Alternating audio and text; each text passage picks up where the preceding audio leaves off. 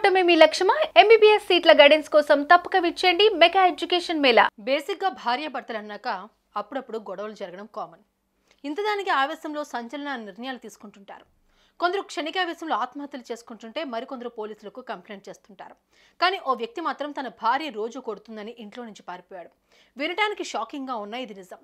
తాజాగా బెంగళూరులో వెలుగు చూసిన ఈ ఘటన ఇప్పుడు స్థానికంగా తీవ్ర చర్చనీయాంశమవుతోంది. ఇందుకు క్లైమాక్స్లో ఏం జరిగిందనేదే కదా మీ డౌట్. అయితే ఈ స్టోరీపై ఓ లుక్ వేయండి.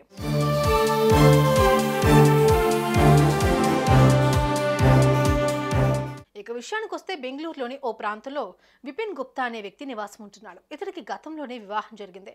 విపిన్ సాఫ్ట్వేర్ ఇంజనీర్గా పనిచేస్తున్నాడు. అలా కొన్నాళ్ల పాటు ఈ దంపతులు సంతోషంగానే ఉన్నారు. కానీ రాను రాని భార్యాభర్తల మధ్య మనస్పర్ధలు భగ్గుమన్నాయి. దీంతో తరచూ గొడవ పడుతూ ఉండేవారు. ఈ ఇల్లాలు మాత్రం ఏకంగా భర్తపై దాడి కూడా చేసేదట. కానీ ఈ అవమానాన్ని భర్త విపిన్ తట్టుకోలేకపోయాడు.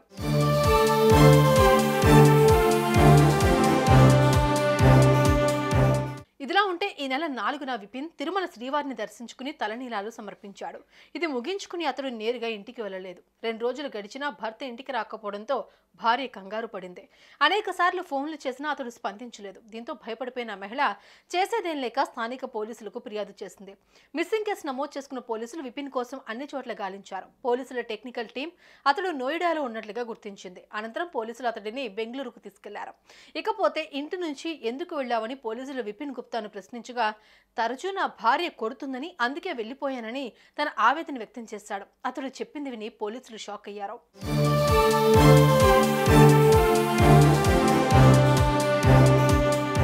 ఇక మొత్తానికి పోలీసులు విపిన్కు నచ్చజెప్పి అతడి భార్యతో పాటు ఇంటికి పంపించారు. ఇదే ఘటన ప్రస్తుతం స్థానికంగా తీవ్ర చర్చనీయాంశం అవుతోంది. చూసారుగా, భార్య కొట్టుడికి విపిన్ భయపడి ఇంటి నుంచి వెళ్లాల్సిన పరిస్థితి ఏర్పడింది. ఇదే అంశం ఇప్పుడు సోషల్ మీడియాలో సైతం వైరల్ అవుతోంది.